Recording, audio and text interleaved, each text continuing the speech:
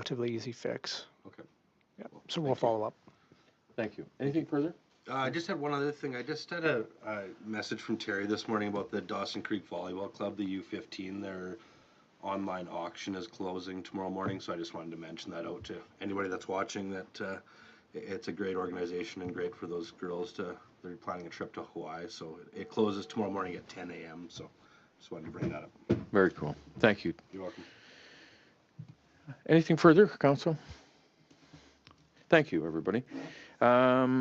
Item 5 is the adoption of our minutes. So the minutes of our regular meeting of City Council for May 31st for adoption. Councillor Javetkov, Councillor Wilbur. All those in favor? Opposed? It's carried. Thank you. Is there any business arising out of the minutes for anyone? Correspondence is item 7.1. We have an email from Suzanne Garrett, the Corporate Service Coordinator for the Peace River Regional District, regarding the proposed amendment to the Electoral Boundaries Commission Amendment Act. And this has gained a little bit of attention, certainly provincially and in our region, as a result of some of what those proposed changes are.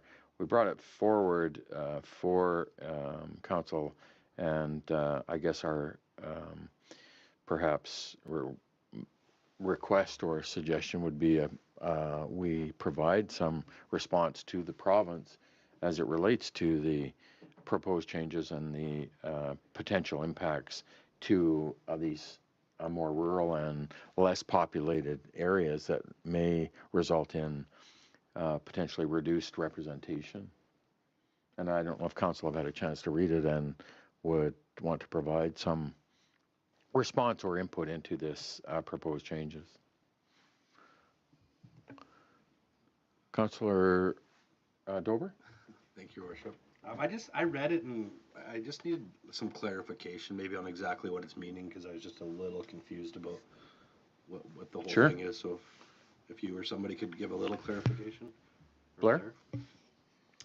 All right, through you, Your Worship, and thank you for the question. So they are mandated, the Electoral Commission, to look at the ridings, the representation. It's based, one of the key factors is by population, but I think having said that, I think it's fair to say on this side of the Rocky Mountains, we probably have 65,000 people in a good-sized portion of the entire province.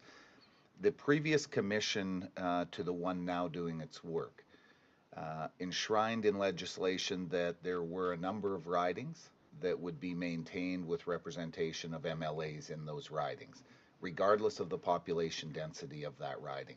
And it has to do with the remoteness. It is traditionally rural.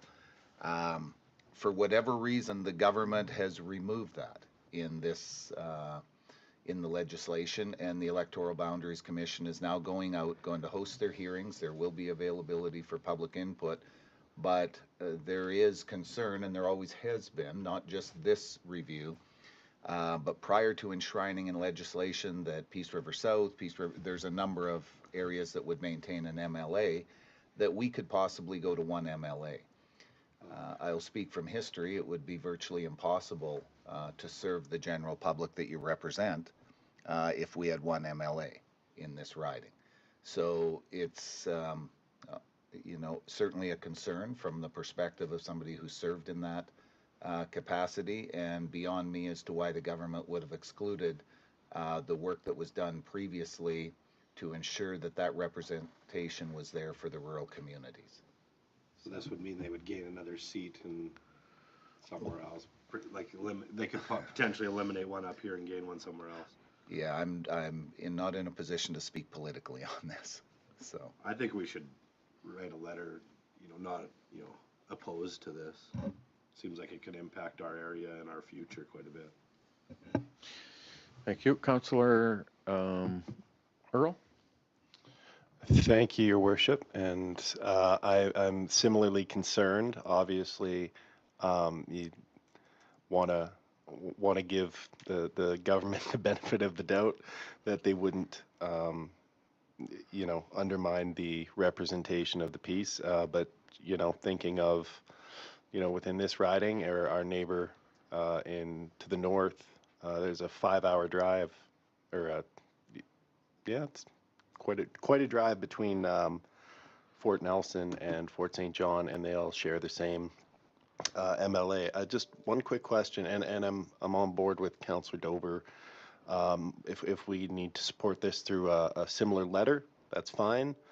I'm just wondering, on this letter, it was CC's MP Zimmer on it, or is that out of a request for him to provide a similar letter, or is there a reason the MLA wasn't?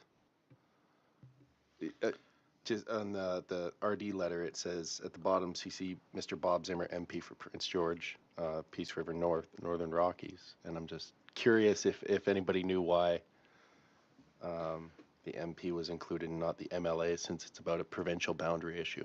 And I think the request was that we would include